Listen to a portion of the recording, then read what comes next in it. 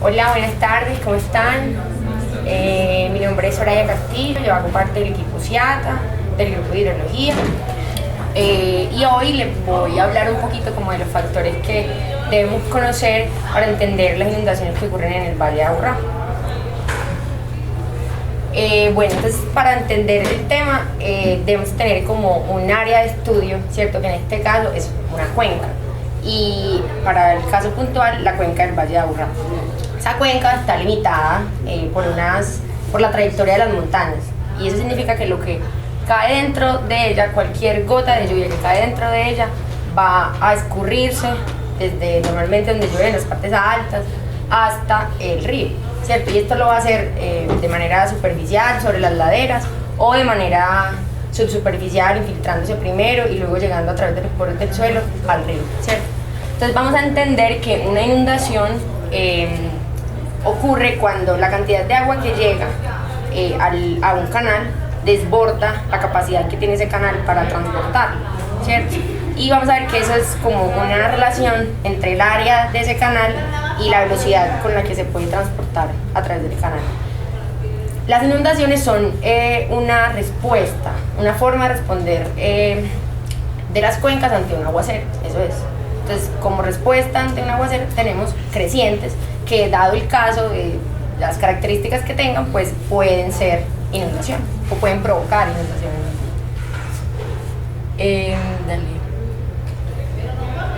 Entonces podemos mencionar dos tipos de inundaciones: una inundación lenta, en donde este proceso de desbordar puede durar incluso varios días y está más asociado a cuencas muy grandes o de un área pues bastante extensa, o de una inundación rápida en el que este proceso ocurre en cuestión de minutos, horas, y vamos a ver que este es el caso de la mayoría de las cuencas en el Valle de Aburrá.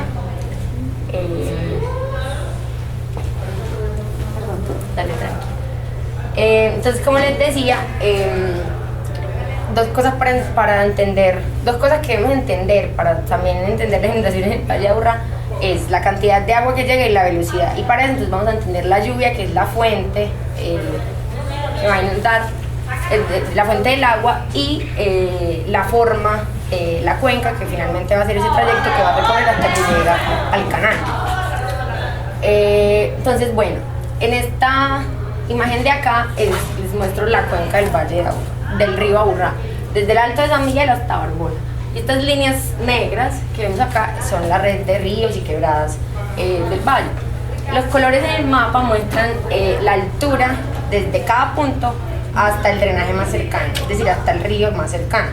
Y como vemos, esa altura que digamos debe ser superada pues o mejor dicho, ese gradiente altitudinal que tiene cualquier gota de agua que cae en la zona, tiene más o menos unos 400 o 700 metros como de ganar energía, ¿cierto? Entonces es bastante grande ese gradiente, y lo que nos traduce en mucha velocidad y en unas cuencas de una respuesta muy rápida. Entonces, por la pendiente que el terreno del Valle de Aburrá y las cuencas de acá son de respuesta muy rápida. Esta gráfica de acá es el tiempo de concentración, o el tiempo algo que podemos entender como el tiempo de respuesta de las cuencas ante un evento de lluvia versus el área de la cuenca, ¿cierto? Entonces, cada uno de estos puntos son cada una de las estaciones que hasta el día de hoy, cada una de las 70 estaciones que hasta el día de hoy tenemos en CIATA, y vemos como a medida que va aumentando el área, pues ese tiempo de respuesta es más largo, porque hay más trayecto que recorrer desde que llueve hasta que sale al río. Y tenemos tiempos de respuesta de 10, 15, 50 minutos, ¿cierto? Como hasta aquí, que es la gran mayoría. Y ya las más grandes, o las estaciones que están sobre el río, que tienen tiempos de respuesta de 300, 350 minutos, que son aproximadamente unas 5 o 6 horas. Por ejemplo, esta última de acá es en Gavino, y estas de por aquí son en Hatillo, Fundadores en Copacabana, Machado, La Ambiental y así, ¿cierto? Y por aquí se encuentran la mayoría de quebradas que nosotros escuchamos por ahí que se inundan mucho: Doña María, La Picacha, Altavista, bueno, etc. Dale. Entonces, este es el perfil altitudinal del río Aburrá, desde el Alto de San Miguel hasta Barbosa. Y pues esa diferencia, bueno, esto es como que nos paramos en cada punto del río y medimos la altura, y así nos vamos yendo hasta que llegamos hasta Barbosa, ¿cierto? Y esa diferencia es de aproximadamente unos 800 metros. Y tengan en cuenta, pues como para que tengan una idea de lo importante del gradiente altitudinal, que estos colores verdes, amarillos por aquí, son de ese mismo orden de magnitud. Es decir, el agua que cae en estas laderas tiene el gradiente altitudinal similar al gradiente altitudinal de todo el río hasta Barbosa, que es muy grande y le da mucha velocidad pues, al flujo. Entonces, los colores de estos puntos son la pendiente. Entonces, si hay más pendiente, hay más inclinación, ¿cierto? Y normalmente, pues en las partes altas de las cuencas hay mayor inclinación, donde el flujo va muy rápido, el canal es más estrecho, entonces, digamos, se drena más rápido, ¿cierto? Por aquí, en estos colores más oscuros, hay menos inclinación, y esto normalmente se encuentra después de estas zonas de alta inclinación, y son como las zonas en donde el agua, luego de que llega con ese montón de energía y de velocidad, digamos que tiene para explayarse, ¿cierto? Llega, normalmente ya ahí empiezan a ser los canales más anchos y a tener más capacidad, y es como que esta puede ser una de esas zonas donde se pueden presentar las inundaciones, ¿cierto? Más o menos a la altura del perfil. Dale. Y este mapita rojo que vemos aquí marcado es la zona urbana. Esa zona urbana en el Valle de Aburrá es como del 20%, el orden del 20% de toda el área de la cuenca. Y esta zona roja, pues hay que ver que también está en la parte baja, precisamente donde tenemos esta zona donde se explaya el agua del río durante las crecientes. Y pues también a eso sumado a que pues se presentan todas las dinámicas antrópicas o producción de residuos, todo lo que llega a la quebrada, cambio de coberturas, etc. Entonces, por ejemplo, en estas gráficas de acá muestro los perfiles altitudinales de varias quebradas, como por ejemplo la García. Y con las líneas rojas marcamos como la parte que ya hay, en la que ya hay ciudad. Entonces vemos que en muchas de las quebradas nuestras, la ciudad está pues en esa parte donde ya empieza a ser más plana el cauce, precisamente en donde también se va a playar, ¿cierto? Entonces, además, cambiando esas coberturas, haciendo que los flujos en las laderas lleguen más rápido al canal, y todo esto, digamos, siendo más propenso a ocurrir una inundación. Está en la García, también ocurre en la quebrada El Hato, en Bello, por aquí. En Doña María y en La Iguaná, que quedan por aquí y por aquí, miren que el perfil aún no tiene colores de pendiente tan bajos, entonces aún más susceptible puede ser la zona a inundarse, ¿cierto? Teniendo en cuenta que esas zonas también son muy densamente pobladas hacia el cauce y las ocupaciones de cauce y todo lo que mencionamos. Entonces tenemos que tener unas pendientes muy altas, cuencas de respuesta muy rápida y encima densamente pobladas.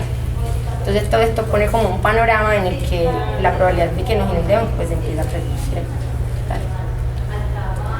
Bueno, ahora, esa velocidad que puede, digamos, adquirir el canal, ¿de qué orden es? Y eso qué puede pasar, qué puede acarrear. Entonces, bueno, aquí en esta gráfica presentamos el nivel y la velocidad, ¿cierto? La velocidad superficial del flujo. Y el nivel es la altura de la lámina de agua en un canal. Entonces, cuando tengo más agua en el canal, esa altura es más alta. Y en esta gráfica de acá aparecen como una gráfica de dispersión de todos estos datos.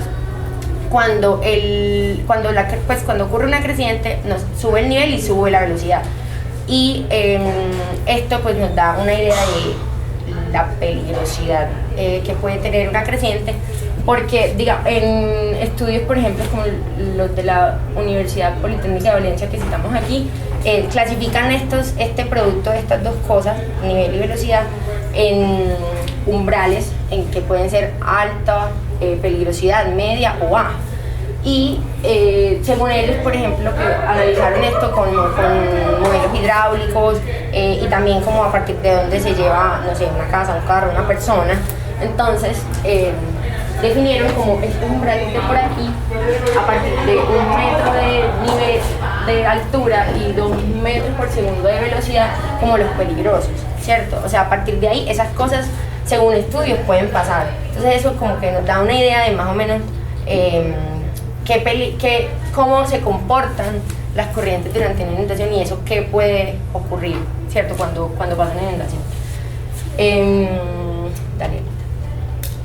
Bueno, entonces sumado a toda esta configuración del relieve, del terreno, de la cuenca, tenemos una alta ocurrencia de lluvias, ¿cierto? Es un terreno montañoso, altamente lluvioso, y este mapa nos da una idea de como las lluvias extremas, ¿cierto? Este mapa es el percentil 99.9 del histórico que hemos medido de lluvia con radar meteorológico en el Valle de Aburrá.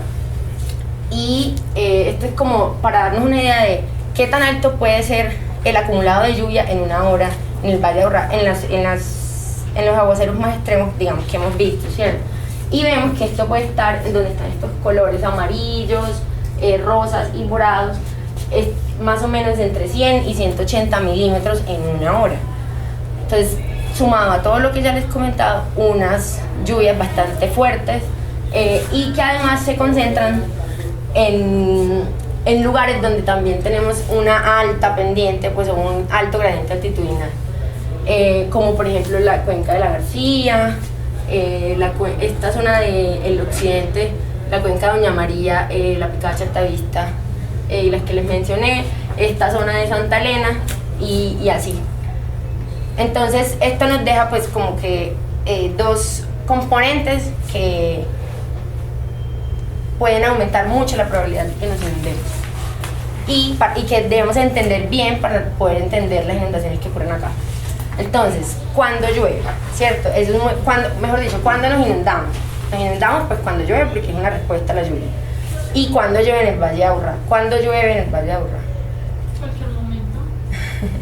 Pero digamos, ¿en qué mes llueve más? ¿Qué dicen ustedes por eso? Abril, ajá, septiembre, exactamente. Esto pues ocurre, bueno, en el Valle de Aburrá tenemos un ciclo bimodal de las lluvias asociado al doble paso de la zona de convergencia intertropical, ¿cierto?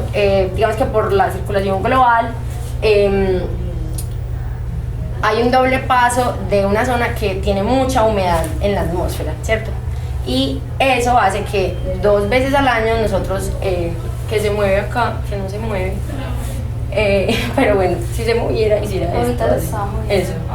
Hace esto así, como en abril, le pasa por Colombia, julio, agosto, septiembre y otra vez vuelve a bajar, ¿cierto? Entonces por eso tenemos 2 periodos de lluvias más frecuentes o más lluviosos y esto también se ve pues en los sensores que tenemos en tierra. Por ejemplo, estas son pues una red de pluviómetros en el Valle de Aburrá, que son como el NPM, yo creo, en donde tenemos una historia pues muy considerable. Y esa historia nos dice que en promedio en marzo, abril, mayo las lluvias son más fuertes, son más bajas otra vez en junio, julio y agosto y otra vez septiembre, octubre, noviembre más lluvias, ¿cierto? Y menos en diciembre, enero y febrero. Pero esto, a pesar de que es un comportamiento que vemos en todo el Valle de Aburrá, pues es diferente. Por ejemplo, en esta estación Miguel de Aguinaga que queda en Medellín, se mueve entre los 50 y más o menos los 200 milímetros, ¿cierto? Pero por ejemplo en Barbosa se mueve entre, no sé, los 50 también y los 300. Entonces eso ya habla de que la lluvia pues se comporta de una manera diferente en esta esquina y en la otra, ¿cierto? Tiene una alta variabilidad espacial. Además, también se presenta un ciclo diurno. Como decía ahorita ella, pues llueve en cualquier momento. ¿Cuándo es más común que llueva? ¿En la mañana o en la tarde? En la noche. Ayer llovió. Ayer llovió Ayer en la llovió y noche. estamos en verano. Y estamos en julio. Bueno, entonces los datos nos dicen, ¿cierto? Que es más probable que llueva en la noche, a la medianoche, menos probable que llueva en la mañana, ¿cierto? Esto es milímetros de lluvia versus la hora del día. Entonces es menos probable que llueva en la mañana y es muy probable que llueva en la noche. Pues hay normalmente llueve mucho, perdón, en la tarde, esos aguaceros después del mediodía que son como el fin del mundo. Menos probable otra vez como a las 7 de la noche y otra vez muy probable a la medianoche, como por ejemplo el aguacero de la noche. Exactamente. Y esta gráfica acá nos permite ver pues a lo largo del día, en las horas del día, pero también en los meses, cómo varía ese ciclo diurno en los meses del año.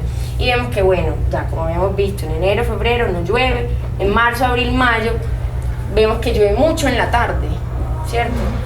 Cuando ya cayendo como a abril, mayo, ya empieza a llover más en la noche, sobre todo en mayo, junio, ¿cierto? Julio.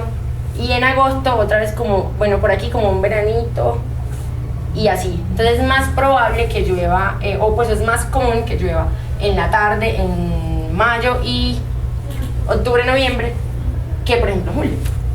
Entonces eso, analizando toda esta información podemos saber también cuándo podemos esperar pues más probabilidad de que se presenten crecientes o que puedan llevar a una inundación. Pero también, como habíamos visto ahorita, entre un punto y otro del espacio, también pasa en el tiempo, ¿cierto? Un año, esto es el acumulado de radar de todo el Valle de Aburrá para el año 2017 y 2018. Y vemos que, pues claro, llovió más en la noche, menos en la mañana, más en la tarde, y así, pero el comportamiento de un año y otro sigue siendo muy diferente. Entonces, cuando a la medianoche en 2017 llovieron en promedio 0.2 milímetros, en promedio el 2018 llovieron 0.8. Entonces todo esto, digamos, debemos tenerlo en cuenta para poder entender las inundaciones en el Valle de Aburrá. Y bueno, entonces, ¿cómo ocurre un evento? ¿Cierto? Llueve, listo. Esto es la lluvia promedio en una cuenca que se llama Quebrada La Loca en Bello. Esta es la cuenca, es muy pequeña, ¿cierto? Y vemos cómo evoluciona en el tiempo. Entonces esperemos que vuelva a empezar. Entonces empieza a llover. Empieza a llover y llueve muy rápido, ¿cierto? Acumula 15, 30, casi llegando a 40 y tantos. Y aquí vemos también en promedio en esa área cómo eso varió en el tiempo. Entonces hay alta variabilidad espacial y temporal. Y todo esto se conjuga y finalmente se traduce en una creciente, que es como responde la cuenca. Y aquí vemos que esto, como sube luego de que pasa, digamos, el pico del momento en que estoy viendo más fuerte en la cuenca, sube y puede alcanzar, pues, al aumentar la cantidad del agua que llega al canal y la altura que medimos con el nivel. ¿Y qué tan alto es eso? O sea, ¿qué tan alto es que, pues, ese valor de 2 metros de altura en el canal? Pues eso hay que aterrizarlo, esos 2 metros hay que aterrizarlos a cada estación, a cada comunidad, a cada lugar, porque cada lugar tiene sus particularidades que conforman casos distintos de susceptibilidad al riesgo. Entonces, ahí debemos definir qué tanto es tantito y decir, listo, hasta aquí es seguro, hasta aquí no es seguro y así. Entonces, haciendo un paréntesis, hay que definir unos niveles de riesgo en cada punto donde tenemos una estación que mide esa altura de la altura de la lámina de agua o la cantidad de agua que llevamos, que transporta el río. Y hay que definir eso para cada punto, porque en cada punto es diferente. Entonces, digamos que trabajamos como con 4 niveles de riesgo. Uno verde, que es por debajo de él todo, parece estar bien, parece no está bien, y se asocia pues a que no hay creciente, ¿cierto? Un nivel seguro. Un segundo nivel amarillo, que sería este de por acá, en donde ya se empieza como un primer estado de alerta, como, hey, pendiente, que esto se puede seguir creciendo y pueden pasar cosas, ¿cierto? Y un tercer nivel naranja, que es un nivel de inundación menor, a partir del cual ya se detona pues como una alerta, como ya está asociado a daños, a pequeños daños en estructuras, a inundación de calles, etcétera. Y un nivel de inundación mayor en el que ya se tiene que evacuar la gente porque pues ya es peligroso, ¿cierto? Se considera peligroso. Ahora, eso es diferente para canales artificiales y para canales naturales, porque por ejemplo el nivel donde ya empiezan a haber algunos daños, ¿cierto? En el canal natural, pues viene quedando como por aquí, digamos en este ejemplo, en los hombros del canal, en donde, bueno, sí, a partir de aquí puede que aguas arriba ya se estén inundando o aguas abajo ya se estén inundando, y eso se define punto a punto. Pero por ejemplo en los canales artificiales ya queda como por aquí donde puede haber un vertimiento o algo, que si ese nivel se supera, pues el drenaje que llega hasta ese punto se va a ver afectado, ¿cierto? Entonces, no sé, las alcantarillas o todo lo que drena el río. Entonces, bueno, así decimos como listo, estos 2 metros son un nivel de riesgo seguro, de precaución menor o mayor, y podemos saber cuándo dar una alerta.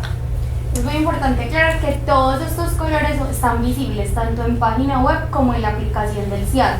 Entonces, si ustedes hablan en la red de nivel, en cualquiera de los dos, van a poder ver los colores y cómo cambian en caso pues como de cualquier evento. Exacto. Cada sensor se pinta como el color en el que se encuentra, y así podemos tener idea del riesgo. Entonces, bueno, ahora, ya vimos que es variable en el año, la lluvia pues es variable en el año, en el día, y qué tan variable puede ser de evento a evento. Entonces, en esta gráfica de la izquierda se grafican los acumulados promedio de radar, ¿cierto? Lo que vimos ahorita, en este lado de acá, yo tengo este mapa de lluvia, lo promedio, y es un punto en el tiempo, ¿cierto? Porque en cada 5 minutos que se censa la lluvia, yo tengo un punto en el tiempo. Entonces aquí vemos cómo evolucionan una muestra de eventos para la cuenca Altavista desde que se instaló el sensor. Y hemos registrado unos 175 eventos, y así vemos o podemos tener una muestra de eventos que nos permiten saber cómo más o menos suceden las cosas allá, y podemos, digamos, caracterizarlos estadísticamente con percentiles, que son estas líneas que vemos aquí pintadas, ¿cierto? Estas azules son percentil 10 y 90, percentil 25 y 75, y esta línea de acá es el percentil 50. ¿Eso qué quiere decir? Esta línea del percentil 10 quiere decir que por debajo de esa línea están el 10% de los eventos que ocurrieron allá, de los 175 eventos que vimos que ocurrieron allá. Debajo de esta línea está el 25% de esos eventos, y así debajo de esta el 50, debajo de esta el 75, debajo de esta el 90. Y la línea punteada azul es el evento en donde hemos visto que se acumuló la mayor cantidad de lluvia promedio en la cuenca. Entonces así podemos ver como dentro de qué rango varía la cantidad de lluvia que cae en los eventos que producen pues una creciente, y compararlo con el observado, que es esta línea negra que se va graficando ahí con el tiempo como a la medida en que evoluciona el evento, ¿cierto? Y así podemos saber cómo, sí, este evento fue muy fuerte, pero no solo fue muy fuerte, fue más fuerte que el 90% de los eventos que hemos registrado. Entonces esto nos da una idea de qué tan importante, de qué tanto es tantito para poder dar alertas o para esperar que ocurran inundaciones, por ejemplo. Entonces también esos mismos eventos los podemos ver, pues, o la respuesta de la cuenca la podemos ver desde el sensor de nivel que mide la altura de la lámina de agua. Y también podemos ver los mismos colores, porque significa pues asociado a lo mismo. Por debajo de esta línea, la altura del agua, el 10% de los eventos estuvo por debajo, el 25%, el 50%, el 75% y el 90%. Y otra vez la línea punteada con el nivel máximo. Entonces vemos que ya este evento de acá alcanzó un nivel de riesgo alto, ¿cierto? En donde ya uno puede esperar daños, incluso casi en el rojo, donde ya se tiene que evacuar gente. Y otra vez el negro, el observado en negro, y vemos que también fue un evento importante que superó casi el 90% de los eventos. ¿Esas líneas punteadas son un evento en particular? Sí, esta línea de aquí es un evento en particular. Esto es como un resumen de todos los eventos. Exactamente. Y algo muy importante, por ejemplo, gracias Alita, es que este evento de lluvia en el que registramos que llovió más en esa cuenca no necesariamente concuerda con el evento en que registramos el nivel más alto, ¿sí ven? Ahora les voy a contar un poquito al respecto. Entonces, bueno, esta con esto podemos ver como que la variabilidad sigue siendo muy alta evento a evento, y eso sumándole a todo lo que les he contado de las altas pendientes, de la ocupación de los cauces y todo el cambio de cobertura con el desarrollo urbano, pues también hay que tenerlo en cuenta para poder entender dónde nos inundamos, dónde ocurren más, digamos, desastres y ese tipo de cosas. Y de todo. Bueno, este evento esta es la cuenca de Copacabana, hasta Puente Fundadores Copacabana. Y aquí ya vemos, pues es una cuenca más grande, entonces la variabilidad que hay que entender de la lluvia dentro de ella pues es mayor, digámoslo así, y digamos que son muchas subcuencas, muchas señales o variabilidades dentro que se suman para dar este resultado en el canal, ¿cierto? Cómo sube y cómo es esa respuesta y hasta qué nivel de riesgo va a llegar. Este evento, digamos que es especial porque, no sé si de pronto lo recuerdan, eso ocurrió el 25 de noviembre del año pasado y se inundó Copacabana, varias cuadras, no recuerdo ahorita mismo el nombre del sector, pero hubo muchos videos en redes sociales y la gente súper preocupada. ¿Alguien vive en Copacabana? Ay. ¿Y alguien vio los videos de casualidad? Bueno, hubo muchos. Y es un evento, dale, Alita, que bueno, espera, disculpa. Que vemos cómo empieza a llover, ¿cierto? Es como muy, muy variable. O sea, decir dónde va a llover en la cuenca es como la tarea. Y vemos cómo se va desarrollando, digamos, en este sentido. También en ese sentido en el que el agua gana, digamos, cantidad y velocidad hacia abajo, ¿cierto? Entonces, es un dato pues, para tener en cuenta. Dale. Y otra vez en resumen, digamos, respecto a los eventos históricos que hemos visto que se han presentado allá en esta muestra, 148 eventos, vemos que estuvo muy cerca de una lluvia promedio, pues como el 50% de los eventos estuvo hacia abajo. Entonces, pero vemos que el nivel que alcanzó el evento, el rojo, ¿cierto? Superó el rojo, es el más alto, fue más alto que el máximo que habíamos registrado hacia el momento, que ocurrió en mayo del año pasado. Pero ¿y por qué? Pues no llovió pues tanto, porque responde así la cuenca con un evento tan estrepitoso y bueno, dale.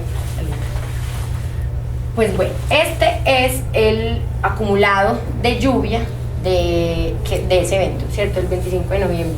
Y aquí están los colores, entre más azulito, menos lluvia, entre más verde, amarillo, rojo y hacia allá, pues más lluvia. Dale, Alita. Y este es el evento de la noche, del día anterior, ¿cierto? 25 y 24. Y vemos, pues, ¿qué ven ustedes de ahí? Una gran cantidad de color Muy, amarillo. ajá, y rojo, y muy parecido. Muy parecido. Bastante potente. Exactamente, entonces digamos que llovió otra vez, digamos el 24 llovió como de este lado, de la ladera izquierda y de estas cuencas que están de este lado, y el 25 otra vez volvió y llovió en esa cuenca. Entonces eso, digamos que pone más agua en el sistema, más agua que va a llegar, se va todo a reunir en un canal y va a tener que drenar por ese canal. Entonces, este evento nos permite como tener en cuenta que hay otro factor que hay que tener en cuenta, que es la lluvia antecedente o las condiciones antecedentes, porque cuando llueve simultáneamente, pues el agua que se infiltró ayer y que igual también va a drenar el canal, pues va a estar ahí guardadita en la cuenca y va a salir en un evento que lo detone.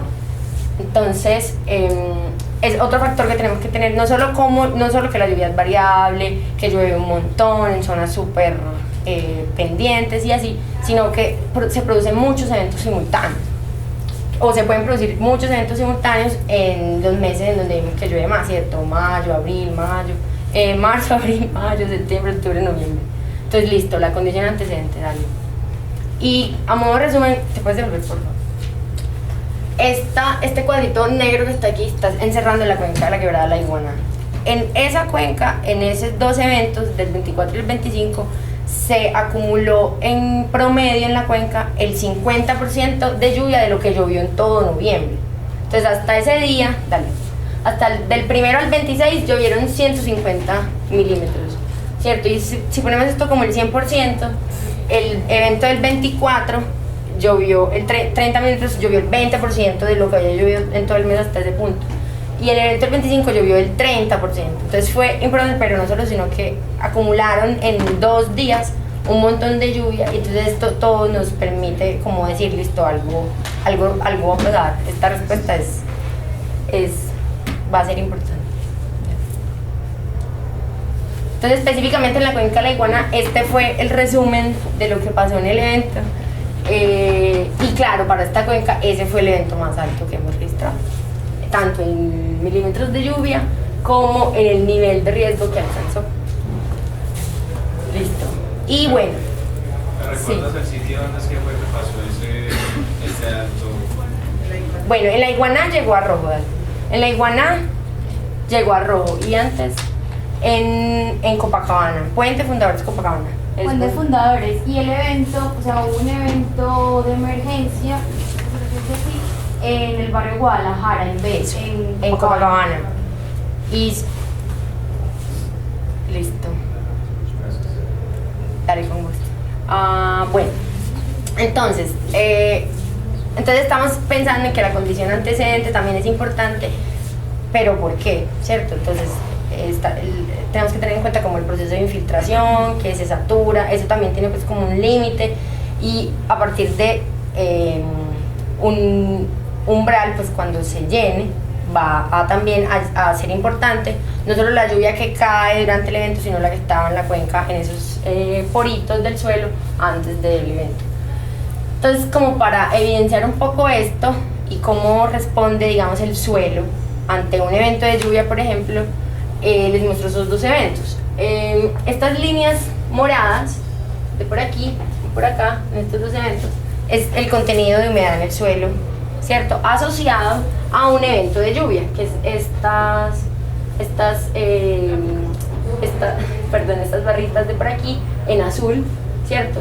Que son 50 o casi 100 milímetros por hora ocurriendo pues en un evento de lluvia. Y esto es en la cuenca Doña María. Entonces vemos como una vez empieza a llover, el suelo empieza a responder de manera diferencial en la profundidad, porque se encuentran, digamos, estos son 3 sensores que se encuentran a 10 centímetros, 50 centímetros y 90 centímetros hacia abajo, ¿cierto? Enterraditos en el suelo. Entonces vemos cómo empieza a responder de manera progresiva la humedad en el suelo, y otra vez empieza a descender cuando deja de llover. Y esta línea negra de por aquí y de por aquí es el nivel que pues lo podemos entender como la cantidad de agua que llegó al canal aguas abajo de esa estación, ¿cierto? Entendiendo que pues que el agua drena desde arriba hacia abajo. La estación aguas abajo se llama El Encanto en San Antonio de Prado, y esa estación registró un evento, y vemos cómo esto ocurre antes, ¿cierto? Del pico. Primero digamos que lo siente el suelo, el evento, luego lo siente la quebrada. Entonces vemos cómo podemos ir entendiendo con sensores y midiendo cómo va a ir respondiendo la cuenca. Todos firmaron la asistencia. ¿Dónde está? La pasan por favor para que las que la faltan la firmen. Listo. Y entonces si cogemos varios eventos de estos que ocasionaron una crecida en el nivel del río, ¿cierto? Versus la humedad del suelo asociada a ese mismo evento, tenemos como esta dispersión de puntos. En cada punto es un eventico en el que, por ejemplo, por acá hay unos con mucho contenido de humedad en el suelo y también un alto nivel.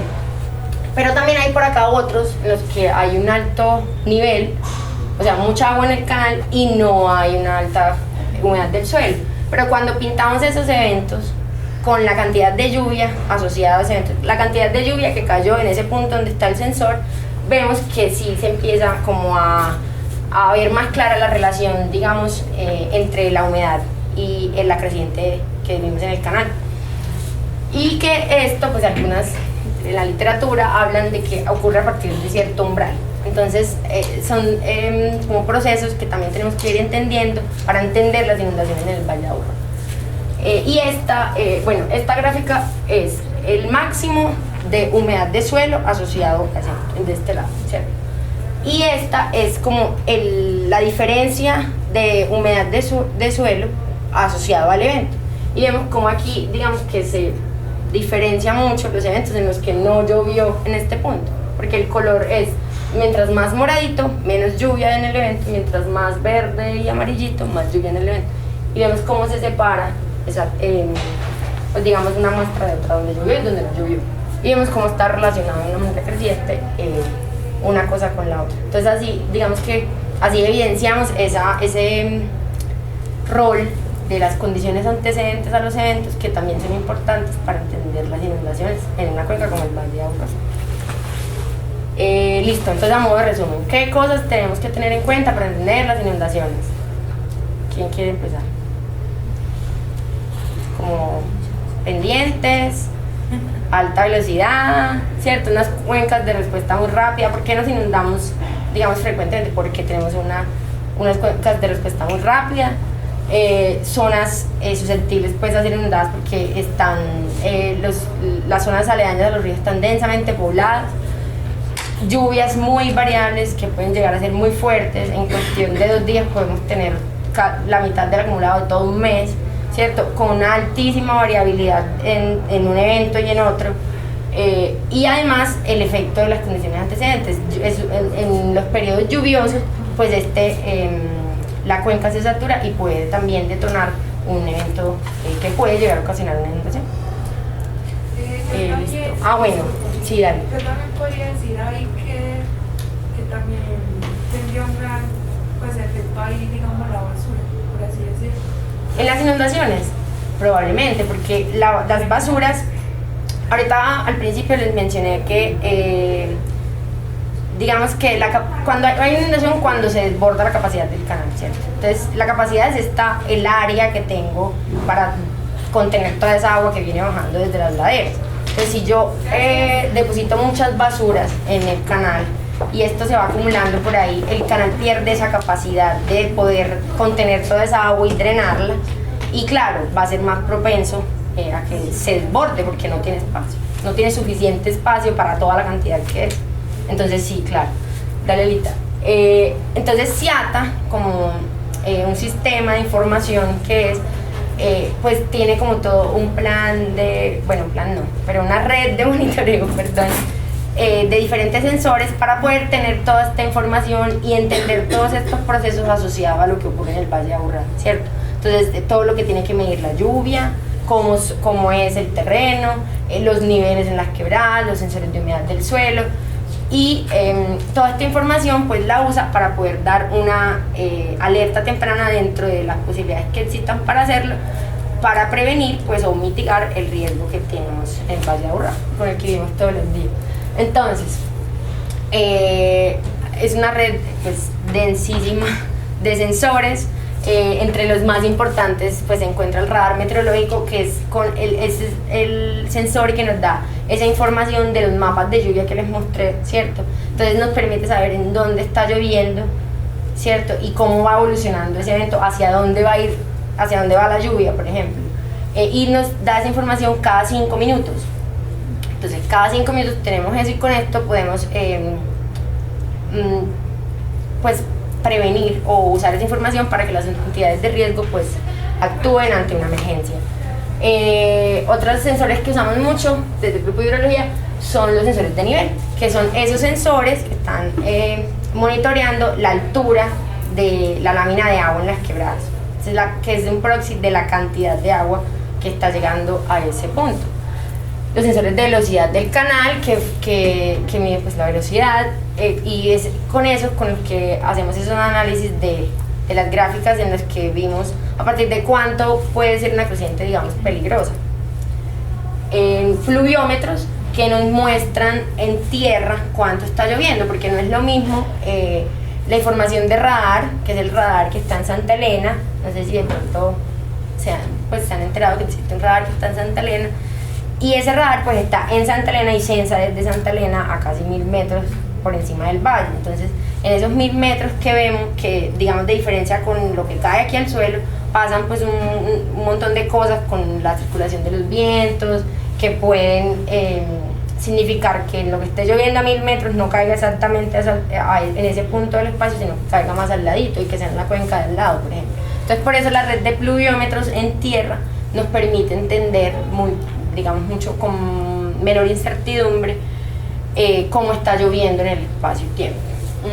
También lo mismo hacen las estaciones meteorológicas, miden lluvia, pero además miden temperatura del aire, presión atmosférica, velocidad y dirección del viento, humedad relativa, creo que no se me escapa, y lluvia sólida también, es decir, granizo. Sensores de humedad del suelo, como los datos que les mostré ahorita de la saturación de los suelos. Y bueno, y toda esta información la usamos para enviar de forma oportuna a las entidades gestoras de riesgo como el DAGRED, y finalmente puedan desplegar a bomberos, por ejemplo, a las zonas en donde se están presentando emergencias, ¿cierto? Entonces esto lo hacemos por medio de unos canales de comunicación por chats de WhatsApp, donde en tiempo real les estamos contando a estas entidades, bueno, así se está moviendo este evento, está lloviendo más en tal parte, tal cuenca se está creciendo, tal cuenca se está desbordando, y etc. Y finalmente, para que la gente pueda, para que esta información se aterrice a las necesidades locales de cada comunidad y podamos vivir en el Valle de Aburrá, a pesar de que tenemos pues susceptibilidad a riesgos por inundaciones. Otro proceso, esto que les mostré antes de los chats lo hace un grupo de CIATA, que es el grupo operacional que trabaja 24/7, estando pendiente de todo lo que, la información que se genera en CIATA y entregándola correctamente a esas entidades. Y esta parte, estos procesos, hay también otro grupo, pues del equipo social, que se encarga de hacer como aterrizar aún más la información a las comunidades y a las necesidades de las comunidades, algunas de las comunidades más vulnerables del Valle de Aburrá.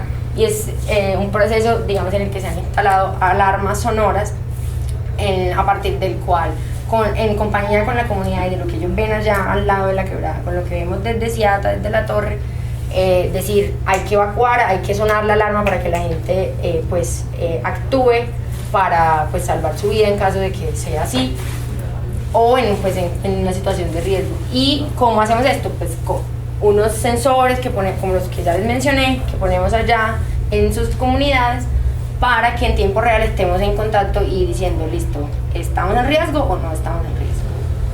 Y bueno, eso es en términos generales lo que hace CIATA.